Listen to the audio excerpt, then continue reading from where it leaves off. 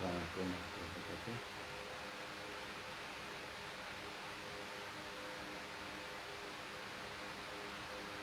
Assalamualaikum warahmatullahi dengan cobaan 1, 2, 3. Cobaan 1, 2, 3.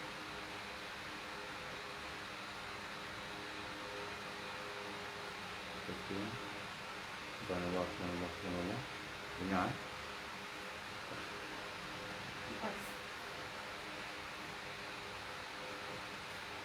Slowkan sedikit. Boleh dengar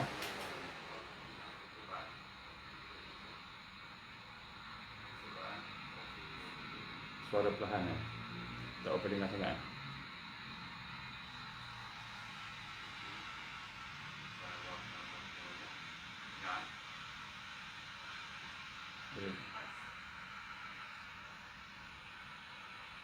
Boleh dengar sekarang? Rizal dengar ya?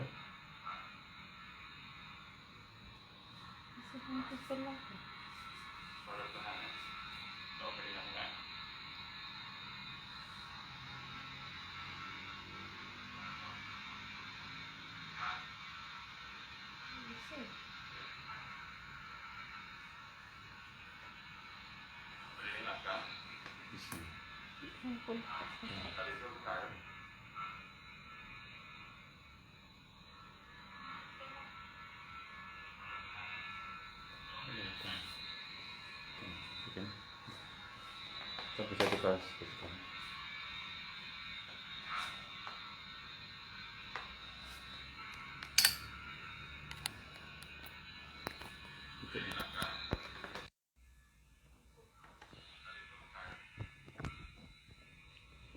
Macam mana dengar sekarang? Cobaan. Okey ke sekarang?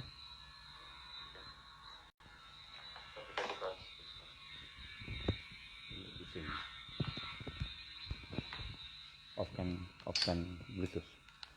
Offkan Bluetooth.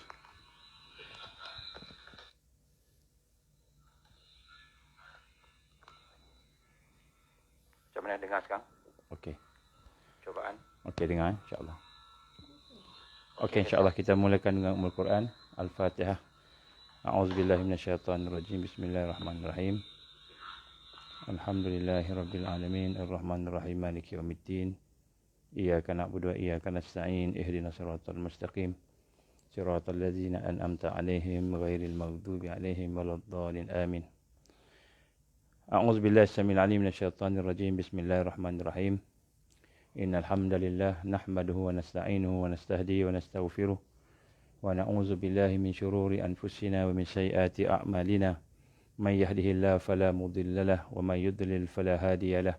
Asyhadu an la ilaha illallah wahdahu la syarika lahu wa asyhadu anna Muhammadan abduhu wa rasuluh. Qala rabbi shrah li sadri wa yassir li amri wahlul 'uqdatam min lisani yafqahu qawli. Rabbi zidni ilman amma ba'd. Assalamualaikum warahmatullahi wabarakatuh. Alhamdulillah, pertama-tama kita panjatkan rasa syukur kepada Allah Subhanahu Wa Taala. Dengan keizinan Allah kita dapat berkumpul pada malam ini dalam satu rancangan, dalam satu program yang kita sama-sama susun insya-Allah untuk kita membina kekuatan kita terutama di dalam perjuangan-perjuangan di sisa-sisa umur kita ini. Mula-mula marilah sama-sama kita perbaharui niat kita. Kita tajdidkan hati kita, kita perbaharui hati kita supaya sentiasa membersihkan niat kita. Niat ni maknanya apa yang kita nak capai, apa yang kita hajatkan. Kalau kita hajatkan dunia, maka Allah akan bagi dunia. Kalau kita hajatkan akhirat, Allah akan bagi akhirat. Kalau kita hajatkan redha Allah, Allah akan bagikan redha Allah. Allah akan berikan apa yang kita niatkan. Jadi kita kena betulkan niat-niat kita supaya niat kita ini hanya untuk mencari keredaan Allah, supaya Allah sayang kat kita, supaya Allah SWT memberikan hidayah pada kita, supaya Allah memberikan kita kekuatan. Dan kita panjatkan selawat dan salam kepada Rasulullah sallallahu alaihi wasallam. Allahumma salli ala sayyidina Muhammad nabil ummi wa ala alihi washabbihi wa baraka wasallam.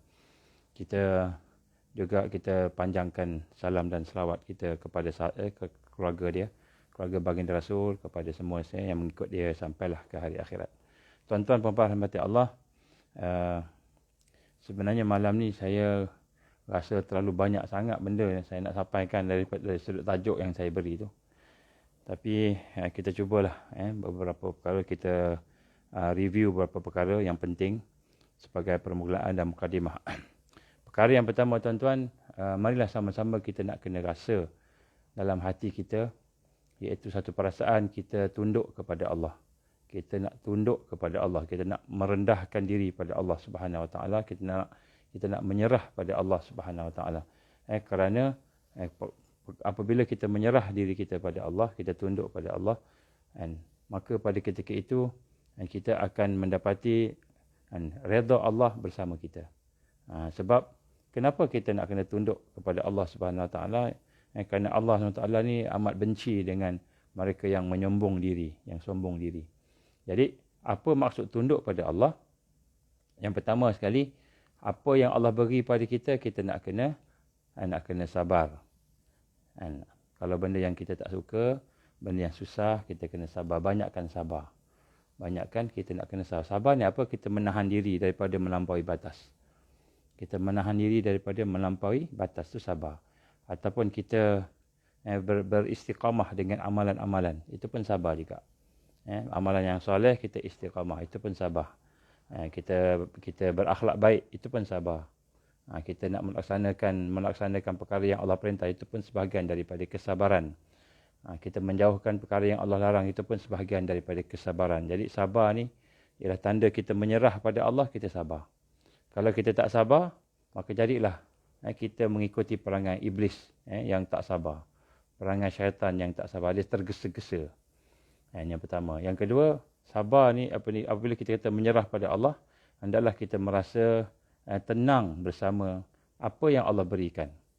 Kalau Allah bagi susah, kita sabar. Allah bagi senang, kita syukur. Jadi yang kedua ni yang lebih tinggi sikit daripada sabar tadi ialah redha. Kita nak redha kepada Allah. Sebab itulah Nabi SAW menggambarkan bahawa sesiapa yang membaca raditu billahi rabba wa bil islami dina Muhammad sallallahu alaihi wasallam nabiyya wa rasulah. Siapa yang baca bacaan itu 3 kali petang, maknanya ataupun awal malam, maka sekiranya Allah SWT takdirkan memang dia akan mati malam itu, maka Allah redha dia. Sebab dia sebut dengan lidah dia, dengan hati dia, raditu billahi rabba. Raditu billahi rabba, maknanya aku redha kepada engkau ya Allah sebagai Tuhan aku. Raditu billahi rabba wa bil islami dina, dan aku redha Islam sebagai agama aku. Wa bi Muhammad sallallahu alaihi wasallam nabiyya wa rasulah, dan Muhammad sebagai Rasulullah, sebagai nabi dan rasul yang kita redha. Jadi bila siapa-siapa yang membaca raditu billahi rabba wa bil islami dina Muhammad sallallahu alaihi wasallam nabiyya wa rasulah pada petang hari, awal malam, contohnya maghrib, contohnya, ataupun sekarang pun tak apa, baca sekarang. Raditu billahi rabba wa bil islami dina wa Muhammad sallallahu alaihi wasallam nabiyya wa rasulah. Kita baca 3 kali.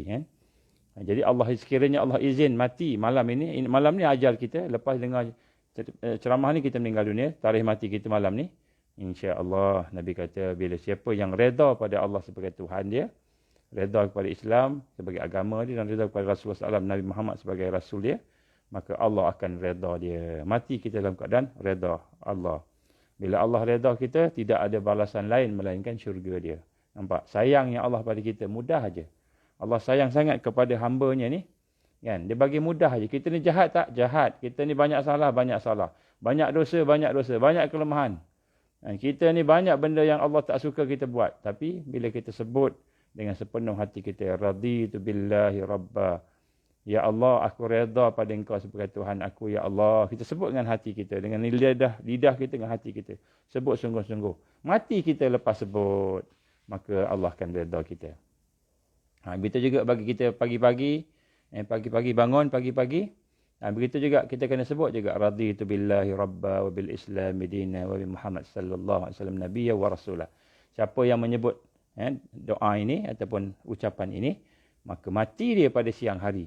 Ketika paginya itu dia telah menyebut, aku redha pada Allah sebagai Tuhan aku redha kepada Islam sebagai agama aku redha kepada dan Muhammad SAW sebagai Rasul, sebagai Nabi aku, maka Allah akan redha dia. Tuan-tuan, ini amalan umat di akhir zaman.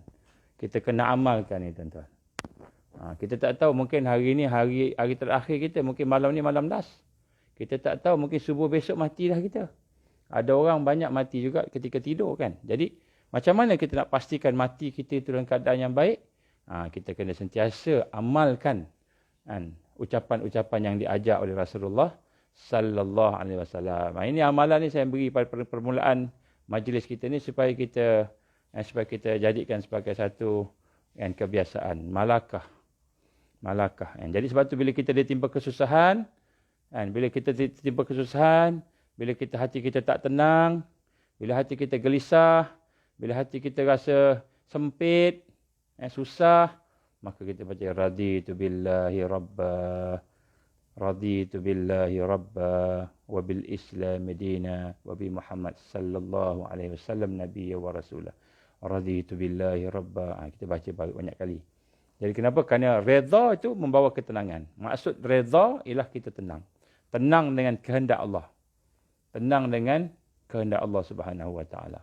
Jadi sebab tu kita kena banyak amalkan doa. Doa ni merupakan salah satu tanda kita semakin dekat dengan Allah. Lagi mudah kita berdoa, lagi mudah kita berbual dengan Allah, hati kita sentiasa terikat dengan Allah, maka tanda kita sedang menuju pada Allah. Kalau kita susah nak ingat Allah, payah betul nak ingat Allah, maka itu tanda kita jauh. Kita kena latih. Sebab perkara yang saya nak sebutkan malam ni, yang besar-besar ni, saya nak sebut malam ni. Saya bimbang. Kita takut. Kita rasa cemas. Kan? Sebab apa? Sebab Rasul sallallahu alaihi wasallam telah pun memberitahu kepada kita tanda-tandanya. Dan kita pun tengok tanda semua dah ada. Yang pertama sekali, tuan-tuan mata Allah, kita nak tengok tentang tanda Dajjal sikit. Sikit je, tak nak banyak. Nak rangkumkan tentang masa bila Dajjal muncul. Masa bila Dajjal dah ada dah. Dajjal dah ada ni masa bila? Ada 5 tanda besar. 5 tanda besar daripada hadis-hadis Rasulullah sallallahu alaihi wasallam. Ini yang popular lah. Yang lain ada lagi, tapi ini yang saya nak sebut pada malam ni lah, 5. Ini maknanya Dajjal dah ada dah. Dan kelima-lima ni saya lihat dah ada dah. Dah berlaku. Yang pertama kata Rasulullah sallallahu alaihi wasallam bahawa akan lahir laki-laki yang mengaku jadi nabi. Akan ada laki-laki yang mengaku jadi nabi. Itu tanda Dajjal nak keluar. Bukan Dajjal lagi, tapi ada orang yang mengaku jadi nabi. Ini saya ambil dia punya hadis-hadis, poin-poin hadis. Kalau kita baca panjang sangat. Sebab saya nak cakap benda lain, banyak lagi benda lain nak cakap. Yang pertama, kalau ada tengok orang dah mula mengaku jadi nabi, maka itu tanda Dajjal dah ada dah. Dia dah keluar. Cuma dia belum isytihar. Maknanya dia punya askar-askar dia. Dia punya gurka-gurka dia dah ada lah. Contohnya kalau kita pernah dengar kisah Sai Baba. Sai Baba ni dia mengaku jadi nabi. Jadi dia pun ada dia punya sihir dia. Dia ada sihir dia. Betul juga di Malaysia ni pun banyak orang mengaku jadi nabi. Tak banyaklah, adalah beberapa orang mengaku jadi nabi. Contohnya Rasul Kahar mengaku jadi nabi. Mengaku jadi Rasul Kahar. Dan sebagainya. Baik, yang kedua, Masjid Nabi di Madinah telah menjadi seperti istana putih. Masjid Nabi di Madinah telah menjadi seperti istana putih. Maka Dajjal akan datang ke tepi Madinah dan dia akan melihat tu, tengok. Kau tahukah itu istana siapa? Maka dia kata itulah istana Ahmad. Istana yang berwarna putih. Istana siapa? Maka itulah istana Ahmad. Dia kata Masjid Ahmad. Maknanya apabila Masjid Nabi sallallahu alaihi wasallam telah menjadi putih, maka maknanya itulah masa Dajjal akan keluar. Lepas ni tuan-tuan tengok Masjid Nabi warna apa. Masjid Nabi warna apa? Tuan-tuan tengok lepas ni. Yang ketiga, dalam hadis yang lain ni sebenarnya hadis sahih. Hadis yang lain saya ambil poin-poin aja. Buah korma di Baisan. Baisan ni di mana tuan-tuan? Baisan ni di Palestin. Buah korma di daerah Baisan itu telah habis ataupun telah kurang ataupun telah habis. Dalam kajian yang kita buat, yang kami dapati bahawa buah korma di Baisan dah habislah. Dah tak ada dah. Dia dah tukar, Yahudi dah tukar, Israel dah tukar jadi kapas. Dia dah tanam kapas. Dan tempat itu, Baisan itu menjadi tempat pelancongan. Di Palestin. Sekarang ni dah kontrol, Israel kontrol. Kemudian danau Tiberias ataupun Tiberias, Tasik Tiberias, telah menjadi kering.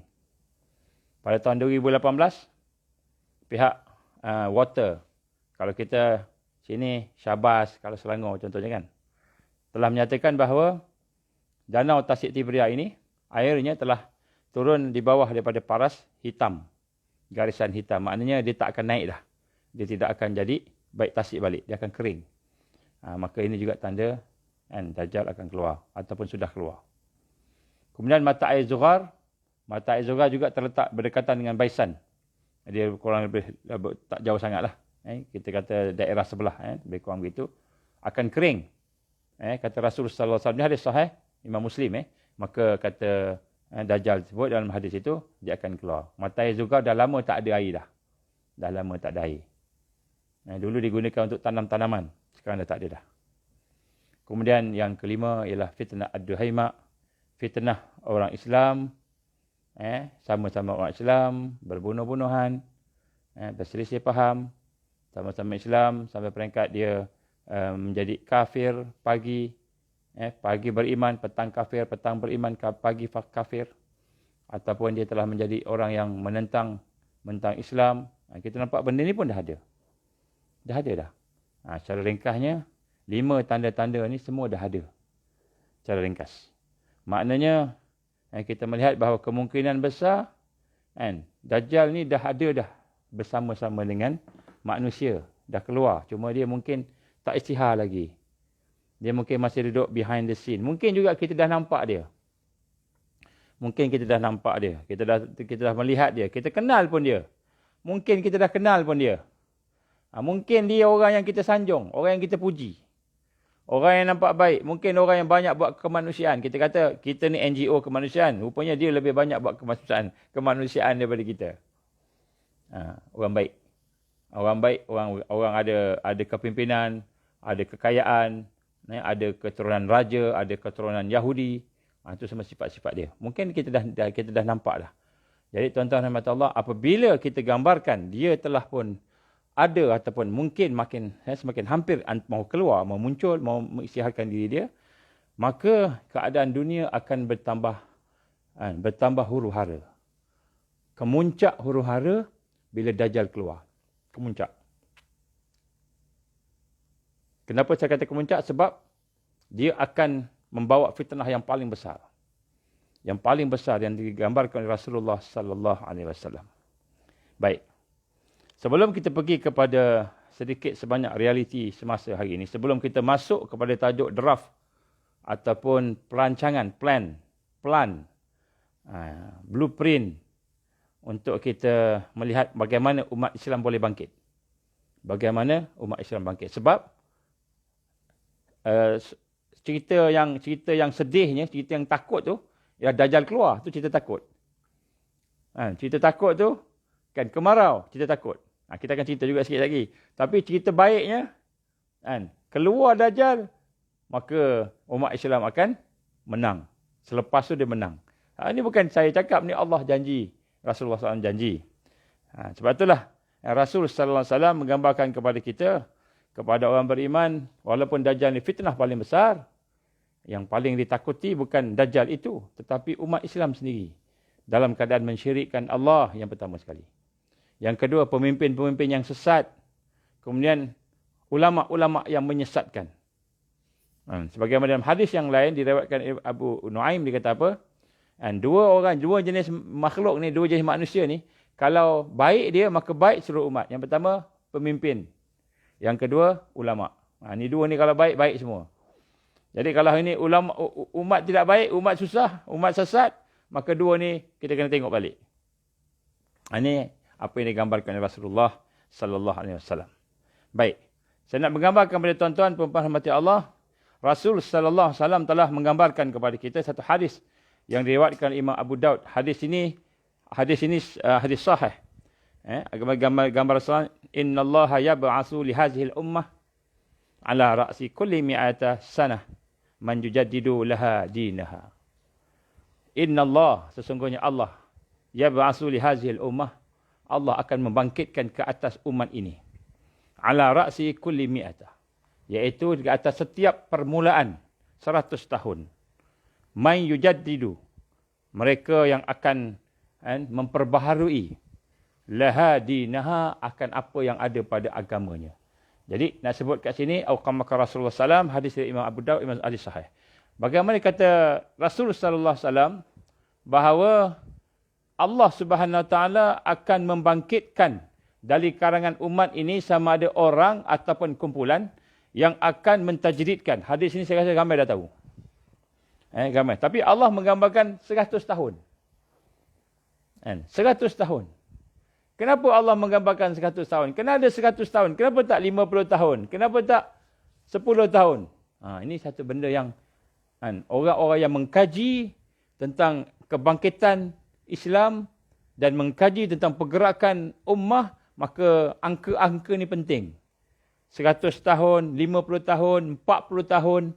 Ini semua penting. Angka-angka ni penting. Sebab ada sesuatu yang Allah Subhanahu Wa Taala mahu gambarkan melalui Rasulullah sallallahu alaihi wasallam. Walaupun perkara itu kita kata mungkin biasa tak biasa, macam biasa aja 100 ni maknanya banyak macam itu kan. Tapi sebenarnya ada makna-makna. Saya bagi satu contoh.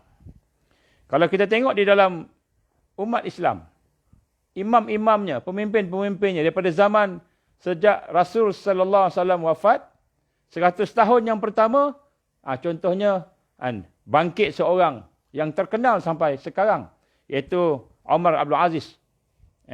Rahimallah. Dia bangkit pada 100 tahun yang pertama. Ada imamnya, ada yang orang kata yang besar, orang yang kita sebut memperbaharui agama tadi. Bukan membawa agama baru. Dia memperbaharui agama, maknanya dia menghidupkan semula roh agama tadi, menghidupkan semula kekuatan ummah tadi, biiznillah. Yang kemudian pada 100 tahun yang kedua, ini contoh banyak beberapa imam-imam yang terkenal, contoh-contoh yang kita kata mungkin kita kenal, saya sebut nama-nama. Contoh 100 tahun yang kedua ialah Imam Asy-Syafi'i rahimallah. Imam Asy-Syafi'i, kalau kita kata Umar bin Aziz, dia terkenal dengan kepimpinan dia. Kalau Imam Asy-Syafi'i, dia terkenal dengan dia punya fiqh dia. Kita pun mazhab Syafi'i. Kalau di Malaysia, Thailand, Indonesia ni yang majoritinya Syafi'i. Kemudian begitu juga dengan seterusnya tahun 300 tahun yang ketiga 300 tahun, 400 tahun, sehinggalah pelbagai semua ada dia punya pemimpin-pemimpin, sampailah contohnya 500 tahun Imam Al-Ghazali, Al-Razi 600 tahun dan sebagainya. Dan sekarang kita ni telah menuju kepada 100 tahun kejatuhan Osmaniyah. Maka sudah tentu ada perkara yang besar. Ini saya nak sebut pada tuan-tuan pada malam ini, supaya kita melihat akan realiti semasa keadaan umat pada hari ini, di samping kita mendengar akan kisah-kisah bagaimana perancangan-perancangan jahat oleh musuh-musuh Islam.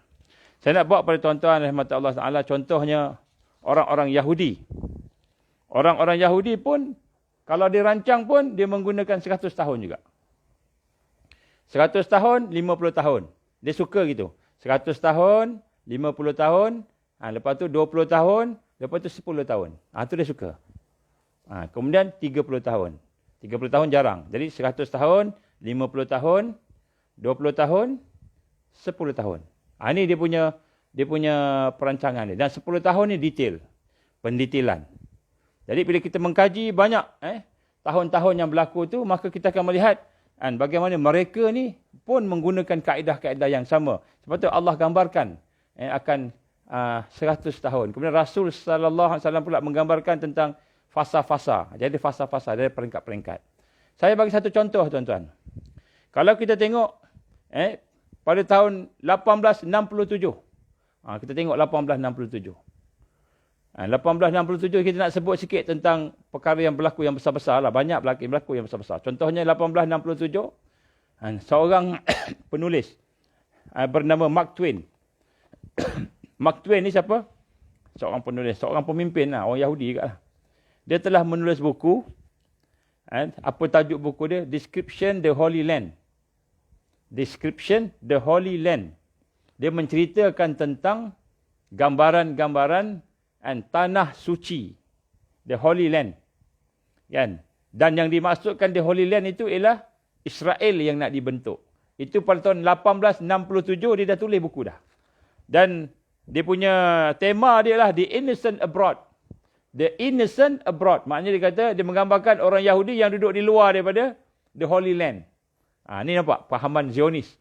1867 dia dah tulis dah buku. Kemudian 50 tahun selepas itu 1917, 50 tahun selepas itu kita melihat berlaku Balfour Declaration. Apa Balfour Declaration? British memberikan pengiktirafan kepada Yahudi ataupun Zionis ini bahawa pada Rothschild bahawa Palestin adalah homeland, tanah air kepada Yahudi. Nampak? 1867 dia tulis buku tentang Holy Land. 1917, 50 tahun selepas itu Balfour Declaration. Balfour Declaration. Jadi kita tengok dia buat macam-macam benda-benda yang kita rasa nampak macam pelik, tapi sebenarnya dia 50. Banyak lagi. Saya bagi contoh lagi. Contohnya 1917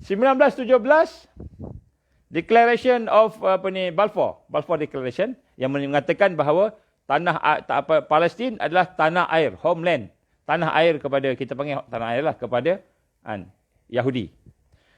50 tahun lepas tu pula 1917, 1967.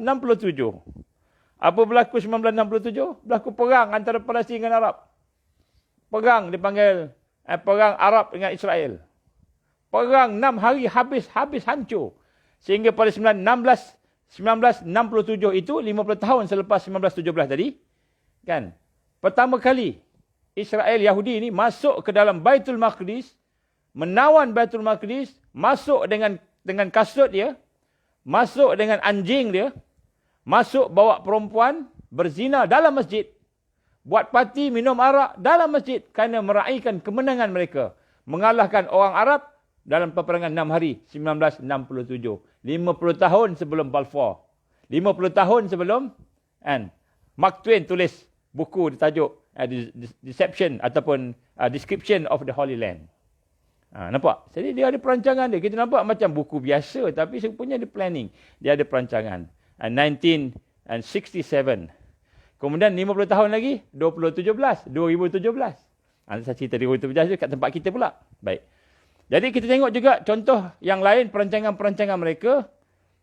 Dia ada bahagian perang, dia ada bahagian nak menjajah, dia ada macam-macam bahagian. Tapi perancangan dia 50 tahun. Ini satu benda yang kalau tuan-tuan boleh perasan lah. Maknanya tahun-tahun perancangan itu tahun-tahun yang penting. 50 tahun, 100 tahun. 1896. 1896, tadi 1867. Ini 1896. Theodore Herzl telah menulis satu buku. Dia tulis buku lagi. Maknanya tuan-tuan, apabila dia nak buat satu perancangan, dia akan tulis. Dia nak buat satu perancangan, dia akan tulis. Plan dia tu dia akan tulis. Dan kemudian plan itu akan dia sebarkan. Dia akan bagi semua orang baca. Kemudian nak tengok reaksi orang baca macam mana. Orang menentang ke tak menentang.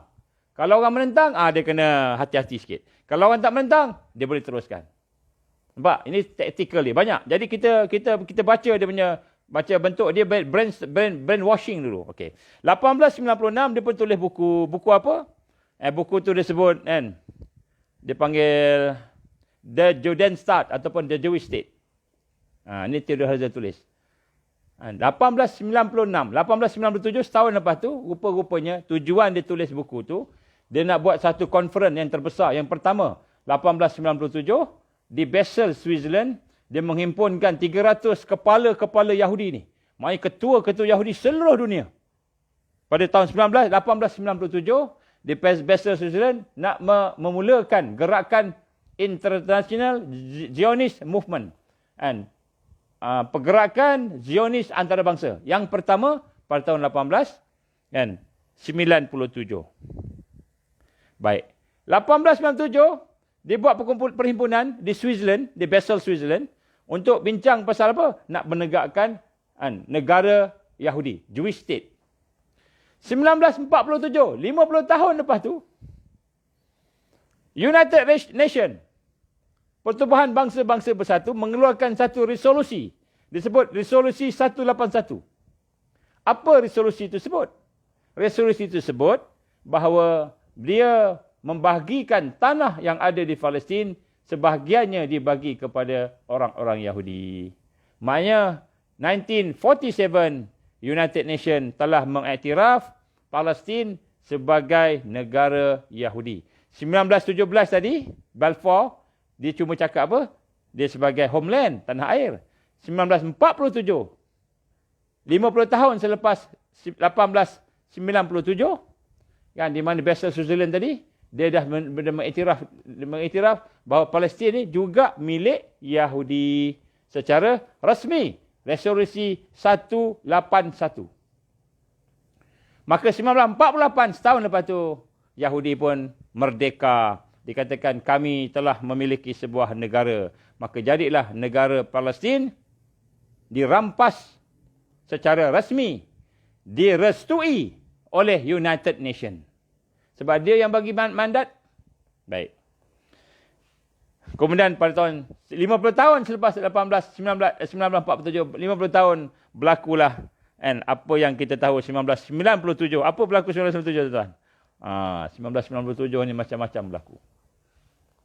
Antaranya tuan-tuan, antaranya berlaku Lady Diana mati dibunuh, ataupun aksiden. Orang kata aksiden lah, setengah orang kata mati dibunuh. Kenapa mati dibunuh? Kalau setengah-setengah yang mengkaji, orang putih yang kaji ni, bukan saya ambil fakta-fakta dia orang. Macam mana dia orang dapat data dan fakta, tuan-tuan boleh tengoklah. Tapi nak sebut sini dia kata itu sacrifice untuk iblis, untuk anak-anak dia. Lady Diana meninggal 1997. Mati. Dan pada masa yang sama, pada tahun yang sama, kita tengok bagaimana buku Harry Potter dilancarkan yang bermula dengan 500 kopi sehingga mencecah sebagai buku yang paling laris di dunia, iaitu 500 juta kopi. Daripada 500 kopi, 500 buah buku dicetak, menjadi berkembang satu dunia sampai 500 juta. Lebih daripada 500 juta kopi. Harry Potter. Siapa Harry Potter ni tuan-tuan? Harry Potter ni lah anak seorang tukang sihir. Dan dia ni tukang sihir yang baik. Tukang sihir yang baik.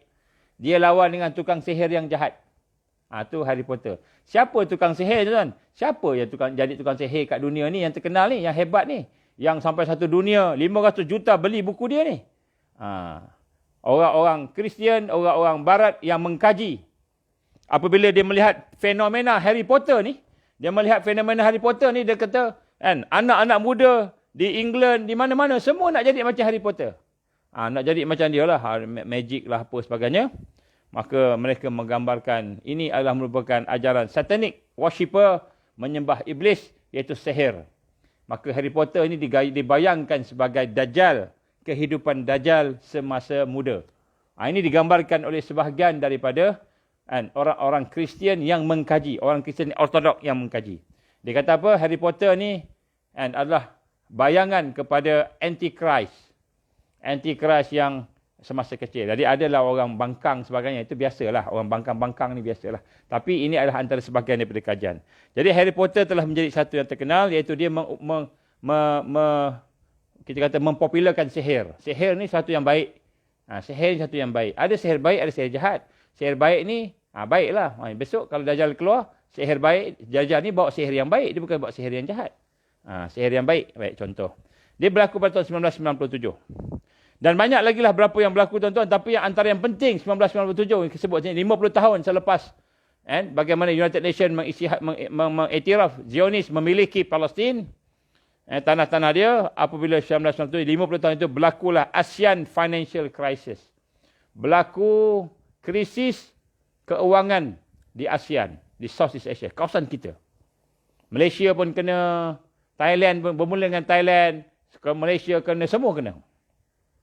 Jadi tuan-tuan rahmati Allah SWT, di situlah maka IMF mula berperanan secara aktif di Southeast Asia. 1997, 50 tahun selepas mereka ambil Palestin, mereka tengok sebelah sini pula, yang ujung, sebelah timur pula. Baik, tuan-tuan rahmati Allah, kalau kita nak tengok tarikh banyak lagi sebenarnya, tapi kita tak ada masa yang banyak. Saya nak sebut kat sini, and bagaimana pula, apa kaitan kita dengan tarikh kita ni, 2020 ni, 2020 ni. Apa berlaku pada 100 tahun sebelum ni? Tahun 1920, apa berlaku tuan-tuan? Tuan-tuan tahu tak apa yang berlaku 1920? Dan bila kita melihat dia punya pattern dia, trend dia, kita boleh bayangkan apa yang berlaku 1920 akan berlaku 2020. Apa yang berlaku 1922 akan berlaku pada tahun ini 2022. Apa yang berlaku 1924 akan berlaku di sini tahun 2024 akan berlaku sesuatu yang lebih kurang sama. Macam mana yang saya sebut tadi? Kan? Apabila berlaku sesuatu perancangan itu, kan? Dia ada di 100 tahun tu akan berlaku satu macam dipanggil pattern. Dia ada pattern dia. Ini kalau kita mengkaji, kita akan nampak pattern tu. Saya nak cerita panjang-panjang tak boleh. Kan? Jadi kita tak ada masa. Saya cuma nak sebut je. Contohnya, pada tahun 1920 apa berlaku tuan-tuan? 1920, Januari 1920, pembentukan League of Nations. League of Nations. League of Nations ni apa tuan-tuan? League of Nations ni macam kita kata United Nations. Kan? Selepas Perang Dunia Pertama tamat 1918, 1919 berlaku satu perjumpaan, dan pada tahun 1919 juga ada satu virus pandemik. Yang memang 1919 ada pandemik tuan-tuan. Cuma tak macam kita tak kena, macam Malaysia tak kena lah. Tuan-tuan cari dalam Google, 1919 apa pandemik? Ni homework. Tuan-tuan tengok, 1919 ada pandemik masa tu. Kemudian 2019 pun ada pandemik juga. Lebih kurang sama. Sana tak COVID. Nanti tuan-tuan tengok sendiri. Saya nak tuan-tuan tengok. Kita nak belajar mengkaji sikit. Supaya kita tidak, otak kita tak jumut, tak terkongkong. Dengan apa yang ada, kita terima semua daripada media. 1920, mereka menubuhkan League of Nations. League of Nations ni ialah gabungan daripada negara-negara yang menang. Negara-negara yang menang, League of Nations ni. Dan apa yang League of Nations buat tuan-tuan? Maka dia pun menghimpunkanlah semua sebagainya, dipendekkan cerita. Maka pada tahun 1922, League of Nations telah memberi mandat kepada, ataupun kuasa kepada Zionis, kuasa kepada Zionis untuk melaksanakan Balfour Declaration. Jadi 1922 tu, dia dah bagi mandat, tak apa Zionis nak buat apa dekat Palestin, dibenarkan. Sebelum 1947, secara legal. Yang ini dia bagi mandat, dia bagi boleh buat apa nak buat. Dan pada tahun 1922 juga, 1922. Pembentukan permulaan Lausanne Accord bermula, dan pada masa itu negara Islam telah dipecah-pecahkan. Negara Osmania telah dipecah-pecahkan. Yang British ambil yang ini, yang Itali ambil yang ini, yang Perancis ambil yang itu, pecah-pecah-pecah, sehingga akhirnya tinggallah Republik Turki yang ada sekarang. 1922. 1924, Khalifah dilucutkan jawatan. Maknanya kita lihat hari ini bagaimana mereka telah merancang suatu yang hebat pada tahun 1920 sampai 1924. 1922 Lausanne Accord telah memecah-pecahkan Ottoman Empire. Kemudian pada 1924 secara rasmi habis, negara Islam tak ada dah, Osmania habis, dicabut daripada muka bumi ini. Tuan-tuan rahmati Allah Taala, sebab itulah sebenarnya tuan-tuan, apa yang saya nak gambarkan pada tuan-tuan, 2020 ini, kalau pada tahun 1920 dulu League of Nations ditubuhkan, agaknya 2020 ni apa yang akan ditubuhkan? 2020 ni kita telah pun mendengar bagaimana mereka mula menubuhkan negara-negara yang bersatu, tetapi di atas dasar ekonomi, di atas dasar health, CONVAC, nanti negara CONVAC, atas dasar kesihatan COVID ni, Kemudian di atas dasar-dasar keselamatan. Contoh, apa yang berlaku sekarang ini kita melihat negara-negara Arab telah mula berduyun-duyun untuk menandatangani perjanjian damai dengan Israel. Perjanjian damai dengan Israel. Jadi sebab itu kita lihat hari ini 2020 ialah zaman di mana mereka mengumpulkan dia punya persekutuan dia. Dia punya tentera bersekutu dia. 2020 ni. 2022 dia akan pecah-pecahkan sasaki baki kekuatan umat dalam bentuk organisasi. Jadi 2020 mereka telah mula menyatu, buat peraturan, buat undang-undang, ekonominya macam mana, dari sudut pertubuhannya macam mana, dari sudut sekutu macam mana, contohnya siapa yang sekutu dengan Israel, siapa yang sekutu dengan teroris. Dia akan mula buat sekarang 2020. 2021 akan bertambah lagi, makin susah-susah. 2022 dia akan cantas semua organisasi Islam. Semua pertubuhan Islam. Semua perkara-perkara yang boleh menyebabkan umat Islam bersatu dan bangkit. Semua dia akan cantas. Maka 2020, 2021, kalau kita tengok 1920, 1921 tu, dia mula mengambil. Kalau kita lihat kemungkinan besar akan berlaku pertembungan di antara sesama umat Islam sendiri. Umat Islam akan lawan umat Islam sendiri. Bergaduh dengan umat Islam sendiri. Pada tahun 2021, pada tahun 2022, dia akan cantas semua. Semua dia akan cantas. Ini kalau kita tengok trend. Kalau kita tengok trend. Kalau kita tak perasan, kita tak nampak lah. Kita ingat biasa je.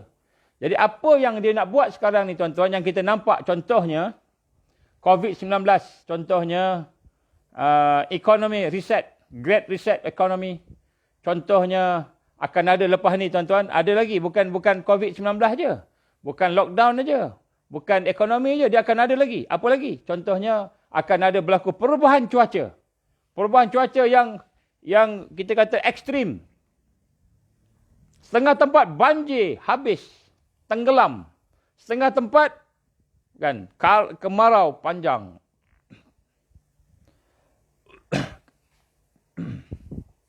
Kemudian akan berlaku pula dari sudut ekonomi. Saya akan cerita sekali lagi.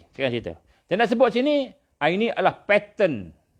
Dan digambarkan oleh Allah SWT dalam Quran, bagaimana dia akan berulang.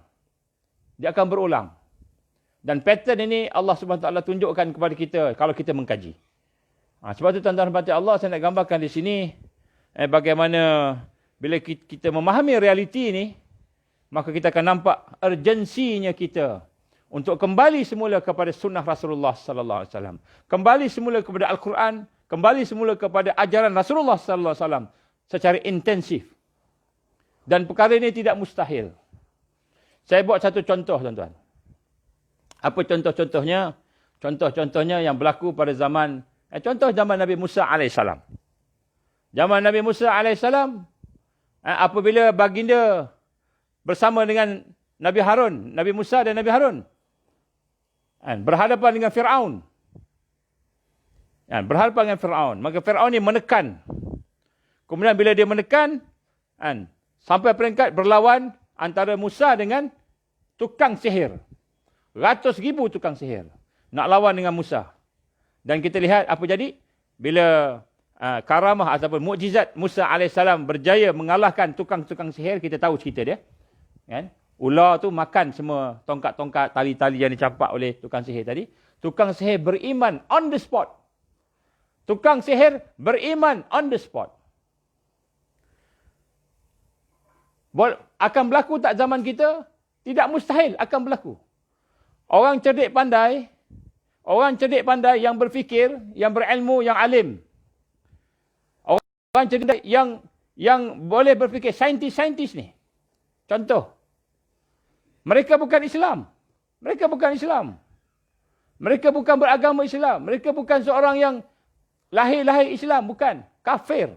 Tetapi setelah mereka melihat suasana yang berlaku, melihat kebenaran dan sebagainya, maka tidak mustahil mereka yang hari ini memperjuangkan kemanusiaan, memperjuangkan sains, kebenaran, hidup bebas sebagai manusia, mereka akan patah balik kepada Islam. Tidak mustahil.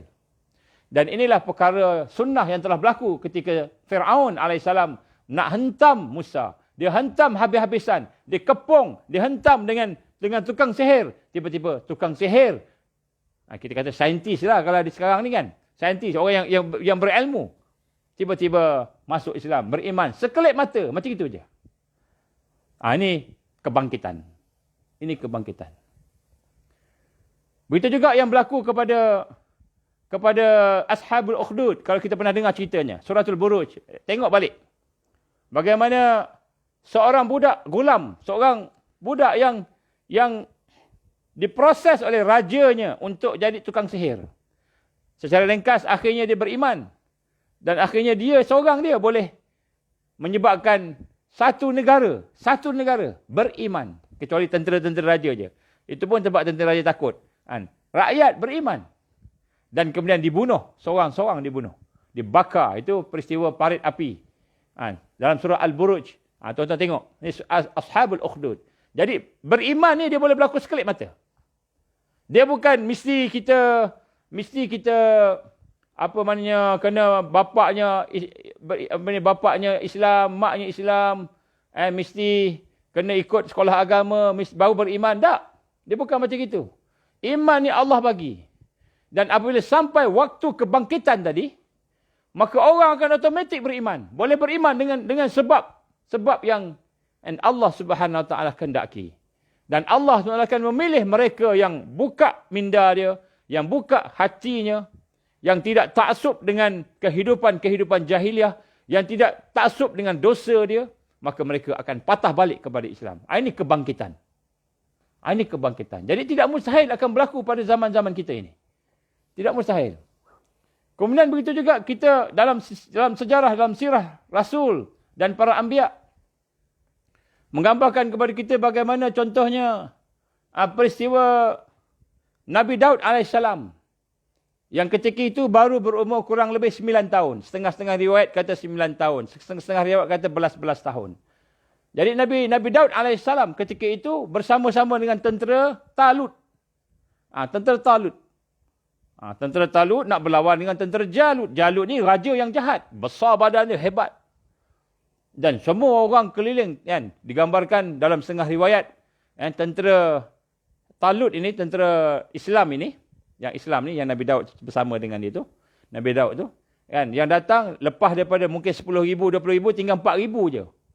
Lain tu semua tertinggal. Tinggal 4,000 orang lah. Ini setengah riwayat. Jadi, tentera-tentera Jalut pula 400,000 orang. Banyaklah, ratus-ratus ribu orang. Baik, jadi bila berlawan tu, jadi bila dah berlawan, tentera Islam dah boleh, oleh kerana iman yang kuat, dia menyeimbangi kekuatan tu, akhirnya kan ramai yang tentera, setengah riwayat ramai tentera-tentera Jalut yang tewas. Kemudian akhirnya Jalut cabar. Siapa di kalangan kamu, wahai Talut, tentera Talut, yang kuat yang nak lawan dengan aku? Dia ni bukan saja panglima, badan besar, dia kuat, pandai, kuat lah, segala-galanya hebat lah.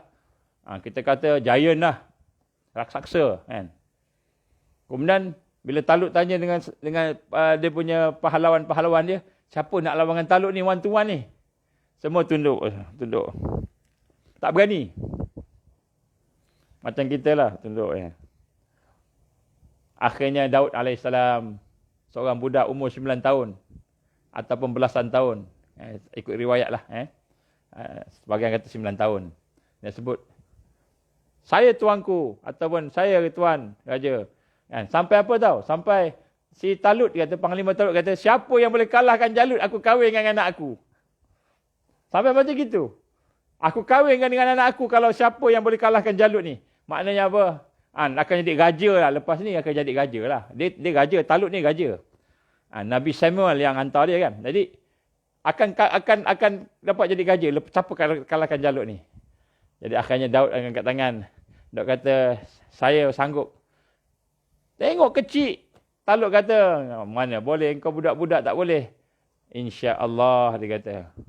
InsyaAllah. Lepas tu akhirnya bagilah, dia benarkan. Nabi Daud pujuk, benarkan, pendek cerita. Akhirnya berlawan dengan Talut. dengan Jalut, dengan Jalut pun guna pedang dia. Dia tengok Daud, kan, pedang pun tak bawa, kan, perisai pun tak bawa, semua tak bawa, dia cuma bawa lestik je. Budak-budak bawa lestik je. Lestik, kan, slingshot. Jadi, tuan-tuan rahmat Allah Ta'ala, Jalut ketawa, semua tentera dia ketawa, ini nak kalahkan aku, dah lah budak.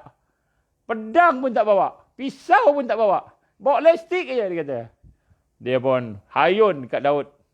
Dia hayun kat Daud. Bukan kata dia biar, dia hayun kat Daud. Daud elak.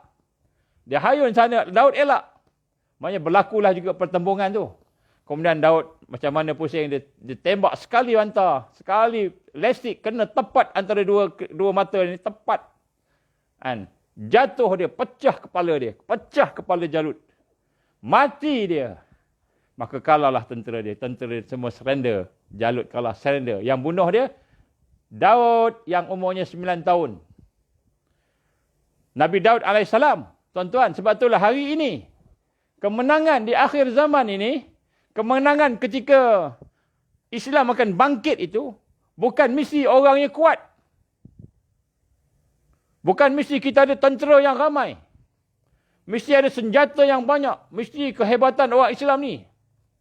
Cukup dengan Daud yang kecil tapi ramai. Daud yang kecil tetapi berkesan. Daud yang kecil tetapi boleh memberi kesan untuk menjatuhkan Dajjal dan tenteranya. Sebab tu kita tak perlu takut, tuan-tuan. Allah bersama dengan orang beriman. Apa yang saya nak ceritakan sekejap lagi mungkin menakutkan. Tapi saya nak sebut dulu. Bahawa lagi kuat ujian Allah, lagi kuat sabar kita, lagi kuat redha kita. Tenang kita bersama ujian Allah. Maka lagi tinggilah tingkatan kita di sisi Allah. Lagi tinggilah kedudukan kita bersama-sama dengan Rasulullah sallallahu alaihi wasallam. Yang akan kalahkan bila berlaku kebangkitan, yang akan menaikkan, memberikan kekuatan, bukanlah orang yang besar-besar, hebat-hebat. Tidak semestinya orang itu kuat dan sebagainya, tetapi orang yang lemah. Malahan digambarkan dalam hadis Rasul sallallahu alaihi wasallam, Al-Mahdi, Imam Al-Mahdi, yang digambarkan oleh Rasul sallallahu alaihi wasallam bukanlah seorang tokoh yang besar. Dia bukan seorang tokoh yang boleh bila bercakap sampai 1 juta orang pergi. Sampai 1 juta orang dengar. Saya minta izin minum sikit. Alhamdulillah.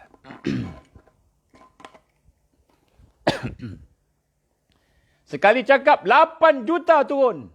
Sekali cakap 20 juta turun. Sekali ceramah juta-juta, ratus ribu turun. Orang yang dikatakan Al-Mahdi yang mendapat hidayah Allah Subhanahu Wa Taala bukanlah orang yang mestinya boleh bercakap sehingga orang semua beribu-ribu, juta-juta ikut dia. Sebab Allah SWT nak menunjukkan kepada kita kemenangan di akhir zaman. Bukan kerana ramainya orang Islam. Bukan kerana terornya umat Islam. Bukan kerana hebatnya manusia itu. Strategi lah, apalah. Tetapi kerana Allah yang bantu. Allah yang tolong. Umat Islam akan berada dalam tertekan. Umat Islam akan berada dalam kesusahan. Sehingga mereka akan nampak ini pertolongan Allah. Maka pada ketika itu, mereka bertambah yakin dengan Allah Subhanahu Wa Taala. Ini kita nak kena rasa. Sebab tu tuan-tuan jangan takut. Jangan bimbang. Sebab Allah bersama kita. Innallaha ma'ana.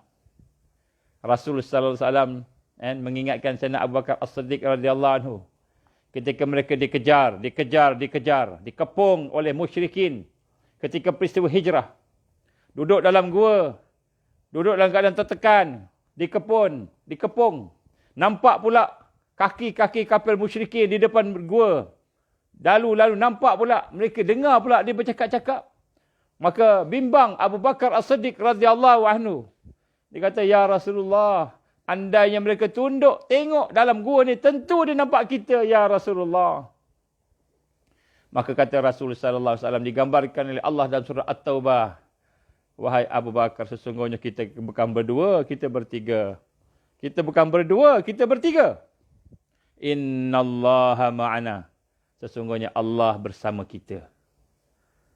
Sesungguhnya Allah bersama kita. Tuan-tuan, saya nak tanya dengan tuan-tuan. Di dalam keadaan susah-susah hidup hari ini. Dan akan bakal menjadi susah. Akan lebih susah. Akan bertambah susah. Adakah kita bersama Allah? Kalau kita bersama Allah, maka Alhamdulillah, maka kita berada dalam satu situasi yang terbaik kerana bersama Allah ketika mana musuh datang. Tetapi hari ini yang menjadi masalahnya kita ialah apabila kita tidak bersama Allah Subhanahu Wa Taala. Kenapa kita tidak bersama Allah? Kerana kita tidak mendidik dan memproses diri kita, hati kita, iman kita, pemikiran kita, kehidupan kita dengan tarbiyah Rasulullah sallallahu alaihi wasallam. Sehingga akhirnya kita ketakutan. Kita ketakutan mendengar tentang virus, mendengar tentang pemaksaan yang bakal dibuat. Dia akan paksa kita. Saya dapat satu gambar sahabat saya hantar. Dia kata di mana, entah di Peru ke mana. Vaksin nak dibagi. Kemudian ada senjata, ada askar jaga. Maknanya vaksin nak dibagi. Contoh, tak tahulah betul tak betul. Sejauh mana kebenarannya bergambar tersebut. Tapi nak sebut, kemungkinan besar berlaku. Tidak mustahil. Apa yang mengubat kita, apa yang merawat kita, apa yang menyebabkan seseorang itu bangkit di akhir zaman. Tidak lain dan tidak bukan. Apabila jiwa dia, hati dia, pemikiran dia disentuh oleh iman, oleh hubungan dengan Allah Subhanahu Wa Taala. Kita tengok bagaimana tukang-tukang sihir Firaun. Tukang sihir Firaun ni, bukan saja Firaun akan bagi ganjaran yang hebat. Bukan saja dia akan diberikan kedudukan yang tinggi di sisi Firaun kalau menang kalahkan Musa. Dia akan diberikan, kita kata, kehebatan, terkenal dan sebagainya. Semua dapat. Tetapi apabila iman menyentuh hati, akal disentuh oleh iman, dia melihat bahawa ini adalah tanda-tanda Allah, kebesaran Allah. Ini adalah kebenaran, ni kebenaran, ni kebenaran. Maka mereka beriman. Sehingga Firaun mengatakan, apakah kamu beriman sebelum aku memberi izin kepada kamu untuk beriman? Maka dia kata, kami beriman dengan Tuhan Musa dan Tuhan Harun. La ilaha illallah. Maka ketika itulah mereka disalib. Tangannya bersilang dengan kakinya bersilang. Disalib oleh Firaun, dibunuh. Semua dibunuh. Dan mereka menerima kematian dengan redha. Dengan redha. Jadi di mana kebangkitan bermula, tuan-tuan? Di mana kebangkitan kita di akhir zaman ini bermula? Apabila kita boleh menghubungkan setiap peristiwa, setiap perkara, setiap yang berlaku di hadapan kita. Di depan, di belakang, di kanan dan di kiri. Setiap yang berlaku, kita boleh hubungkan. Yang pertama, biiznillah. Semua ini dengan izin Allah. Semua ini dengan kuasa Allah. Semua ini Allah yang menjadikan. Tidak akan bergerak sesuatu, melainkan Allah yang gerakkan. Tidak akan diam sesuatu, melainkan Allah yang diamkan perkara tersebut. Ini nombor satu. Sebab itulah persiapan-persiapan, bukan kita fikir nak pergi mana-mana dulu. Bukan kita fikir nak siap makanan dulu. Bukan kita fikir nak siap, nak kumpul emas dulu. Walaupun semua itu perlu, kita kena buat. Kita akan bincang. Tapi nak sebut, persiapan yang pertama yang kita kena bangkitkan ialah persiapan untuk kita merasai hubungan, merasai keimanan dengan Allah Subhanahu Wa Taala. Nak rasa kekuasaan Allah, nak rasa kehebatan Allah melebihi kekuasaan tentera-tentera Dajjal, melebihi kekuatan Al-Masih Dajjal. Bagaimana yang digambarkan oleh sahabat Rasul sallallahu alaihi wasallam. Abu Sa'id Al-Khudri radhiyallahu anhu. Dia bertanya dengan Rasulullah sallallahu alaihi wasallam, "Ya Rasulullah, sahabat-sahabat duk cerita pasal akhir zaman. Sahabat-sahabat bercerita berkenaan Dajjal yang akan datang, yang akan mengepung, yang akan menguasai, yang akan memaksa, yang akan menyebabkan manusia sesat. Ya Rasulullah, ramai yang rasa takut." Maka apa kata Rasul sallallahu alaihi wasallam? Simple je Rasul saya, simple je. Dan cukuplah perkataan ini untuk merawat kita. Apa kata Rasul sallallahu alaihi wasallam? Sesungguhnya Allah lebih kuat daripada Dajjal. Itu je. Rasulullah SAW sebut tu je pada Abu Sa'id Al-Khudri radhiyallahu anhu, sahabat Nabi, kata apa? Sesungguhnya Allah lebih kuat daripada Dajjal. Allah lebih kuat daripada tentera Dajjal. Tapi macam mana kita nak rasa Allah kuat dan Allah hebat dan sebagainya. Inilah dimasukkan kita perlu duduk dalam proses untuk mendidik iman kita, membersihkan hati kita, membersihkan pemikiran kita. Bukanlah maknanya kita tidak pandang apa yang berlaku ni, kita tak payah fikir apa-apa. Tak, bukan begitu. Tapi nombor satu, hati kita mestilah merasai bahawa sesungguhnya yang kuat itu Allah. Itu nombor satu. Ini kebangkitan yang pertama sekali. Yang sempurna itu Allah. Yang hebat itu Allah. Yang memberikan keselamatan itu Allah. Yang memberikan kebahagiaan itu Allah. Segala perkara yang berlaku tidak akan berlaku melainkan dengan izin Allah. Baca banyak-banyak surah. Surah Ayatul Kursi. Baca Ayatul Kursi. Baca banyak-banyak, tengok makna dia. Tengok makna dia. Baca Ayatul Kursi, tengok makna dia. Ayatul Kursi ni tuan-tuan baca sungguh-sungguh, minta pada Allah, kalau ada jin syaitan, ifrit yang nak mengganggu, terbakar dia tuan-tuan. Hebat dia. Ayatul Kursi, Allah SWT memberikan sebagai satu wasilah, sebagai satu jalan untuk kita memohon kepada Allah perlindungan. Mohonlah perlindungan dengan Ayatul Kursi. Dengan keyakinan. Dia bukan baca saja. Sebab tu kita kena tengok balik-baik. Jadi sebab itulah tuan-tuan mata Allah. Kebangkitan yang pertama dengan Allah. Kebangkitan yang sebenar kedua. Ialah dengan kita nak kena faham bahawa kebangkitan adalah kebangkitan akhirat. Yang kedua ialah kebangkitan akhirat. Kebangkitan kehidupan akhirat. Maka apabila kita yakin dengan janji Allah, kita faham bahawa Allah ni tak akan menganiaya hamba-hambanya. Tiba-tiba hari ni hidup kita susah. Tiba-tiba hidup hari ni kita menderita. Tiba-tiba kita payah.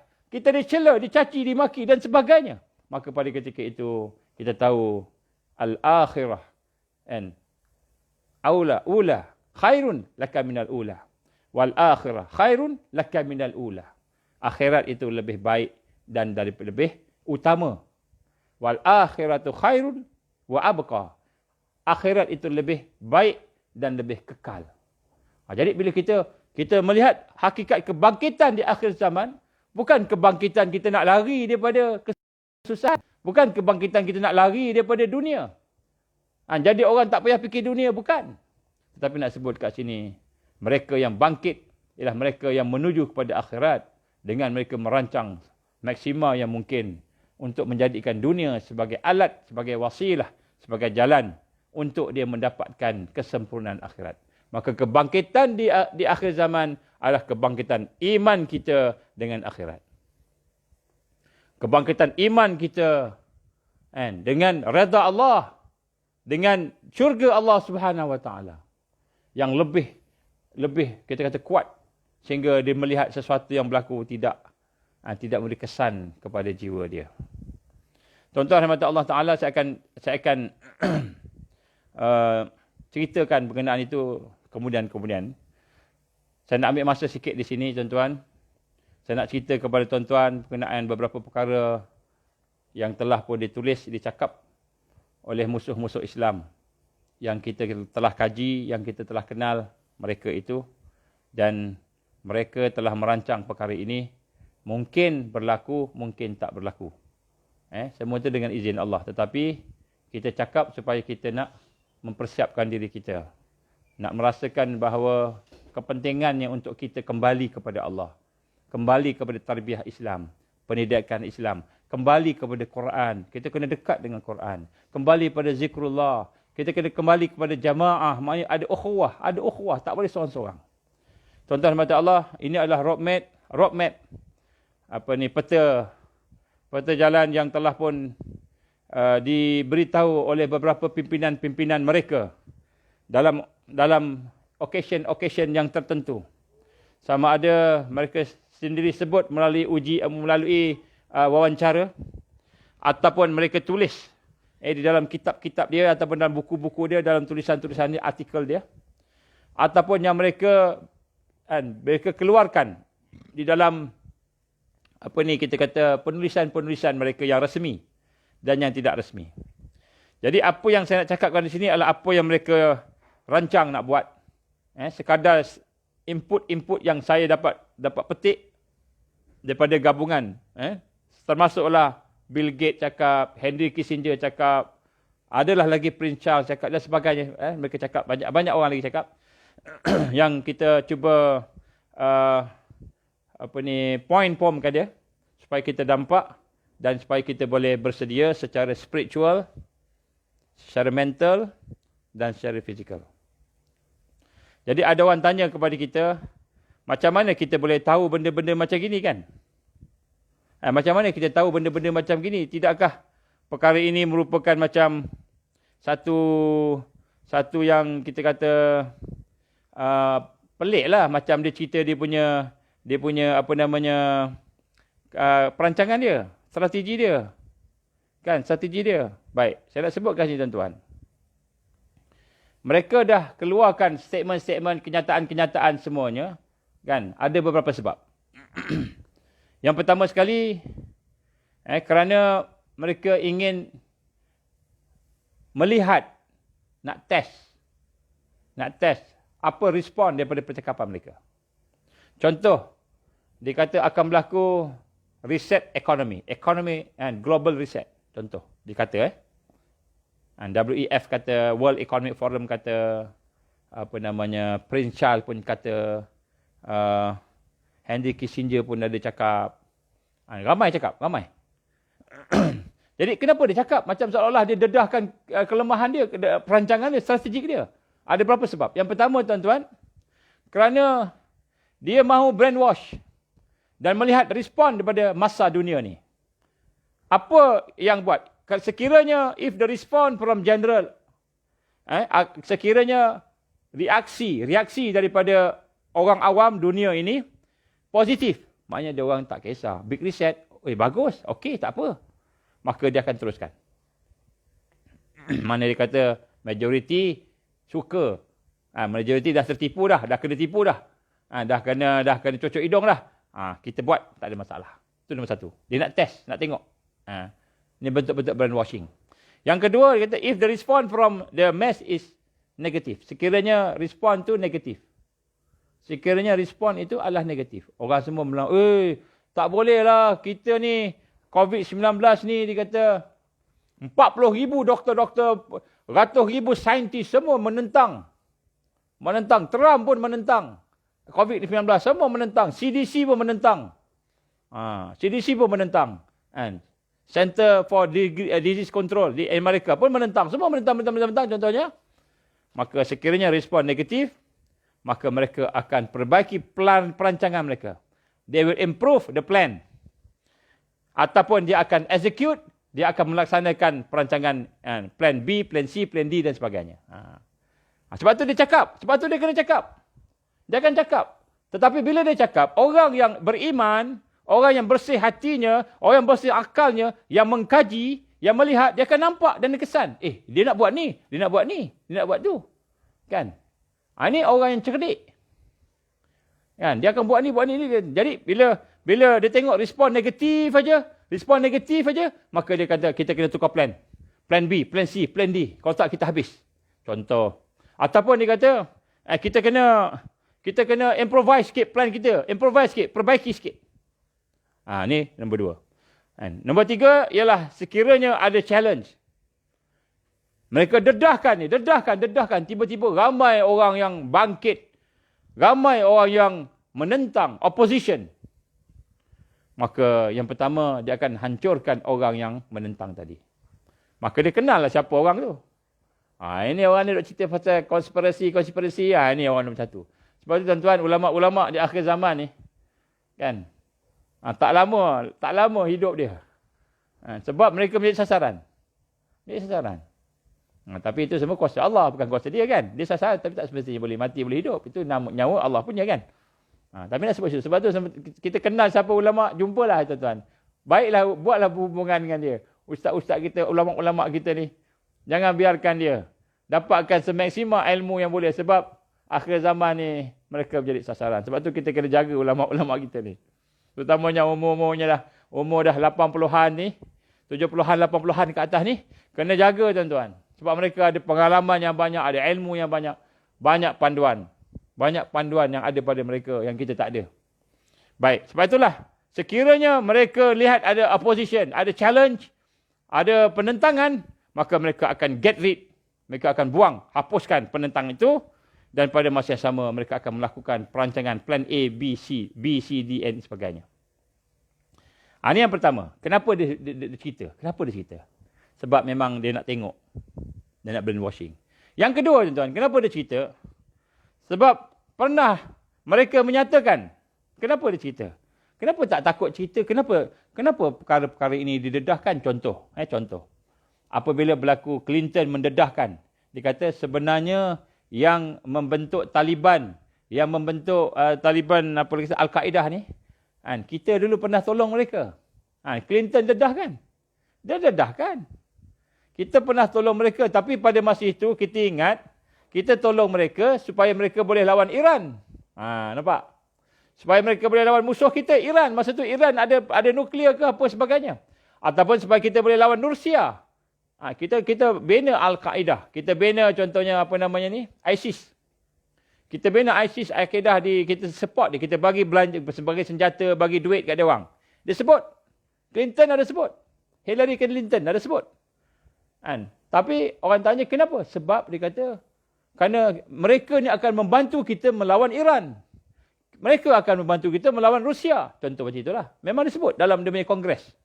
Bila dia tanya, bila dah terdedah tu, dia dedahkan. Kemudian contohnya General Dick Cheney, saya tak ingat siapa nama general tu. Dia menceritakan Wolf-Reich, dia menceritakan, dia kata apa? Dia kata mereka merancang akan menyerang 7 negara Arab. Dia pun sebut 1, 2, 3, 4. Dan kita tengok betul-betul dia serang sekarang ni kan. Baik, tuan-tuan rahmat Allah. Kerana apa mereka dedahkan perkara itu? Kerana dia kata apa? Ni dengar perkataan dia. Ini sombong. Saya dah sebut kemarin. Sombong. Dia kata, everything is in place. Everything is in place. Maksudnya perancangan mereka semua dah duduk pada tempat-tempatnya. And nobody can stop us now. Kami dah terlalu kuat. Kami dah terlalu hebat. Semua dah ada di tempat-tempatnya. Semua dah tersusun. Maka tak ada orang boleh nak kalahkan kami. Nombor 1 sebenarnya ni. Bukan nombor 2. Mereka ni sombong dan takbur. Memang dia saja cakap. Sebab dia kata, everything is in place. And nobody can stop us now. Jadi, tidak ada apa-apa yang nak ditakutkan. Jadi sebab itu tuan-tuan rahmat, jangan ingat bila ada benda-benda macam takkanlah dia cerita benda-benda yang dia nak buat kan. Macam bodoh. Tak, bukan bodoh, dia pandai, kita yang bodoh. Sebab kita tak fikir. Kita baik sangka dengan musuh. Buat apa nak baik sangka dengan musuh? Buat apa nak baik sangka dengan musuh? Allah dah gambarkan musuh ni dia menipu kita. Kita baik sangka dengan musuh buat apa? Tapi kita kena baik sangka sesama Islam, kena baik sangka. Ini sama Islam kita tak baik sangka. Kita tanya siapa dia lah, credibility dia lah. Dia cakap ni, ustaz, biar cakap ustaz je lah, tak payah cakap sains. Kalau dah ustaz tu cakap ustaz je lah, cakap Quran cukup lah, hadis cukup lah, tak payah cakap sains. Tak payah cakap pasal perubatan. Orang doktor pula tak payah cakap pasal hadis-hadis ni, Quran-Quran ni. Dah doktor, kita yang buruk sangka. Kita buruk sangka dengan sesama Muslim. Tapi dengan orang kafir, orang bukan Islam, yang memusuh Islam, kita percaya. Betul lah dia cakap macam gini, kita kena buat macam gini lah. Ekonomi kita nak kena buat macam gini lah, kena ikut lah. Kita kena buat, ikut, baik sangka dengan musuh.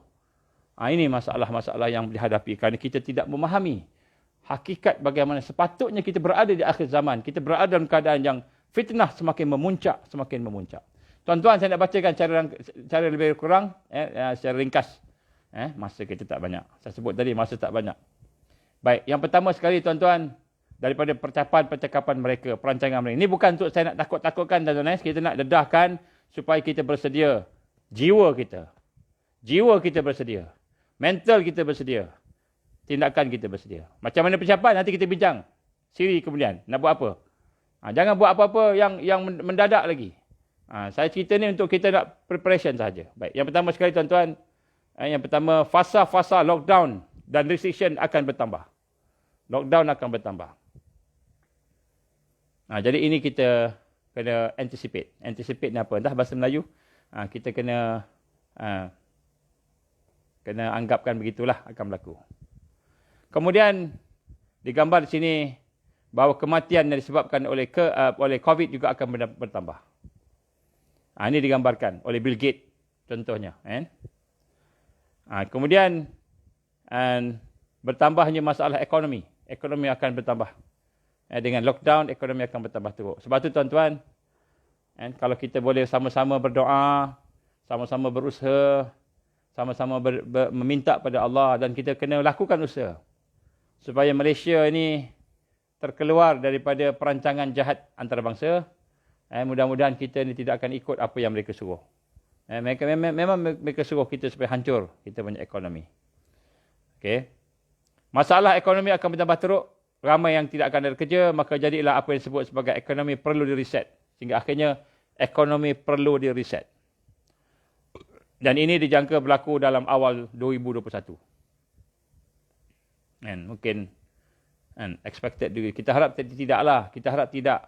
Tapi ini yang digambarkan, dibayangkan. Saya ulang apa yang saya pernah cakap sebelum ini. Dan maka mereka akan melaksanakan program untuk mengikat kita melalui IMF. Pada masa itu, kemiskinan, kesusahan akan memaksa seseorang itu menerima IMF dengan sukarela. Paksa rela. Ini bukan kerajaan paksa. Kerajaan tak paksa. Bank tak paksa. Tapi kita sendiri nak. Kenapa? Kita rasa terpaksa. Kita rasa terpaksa.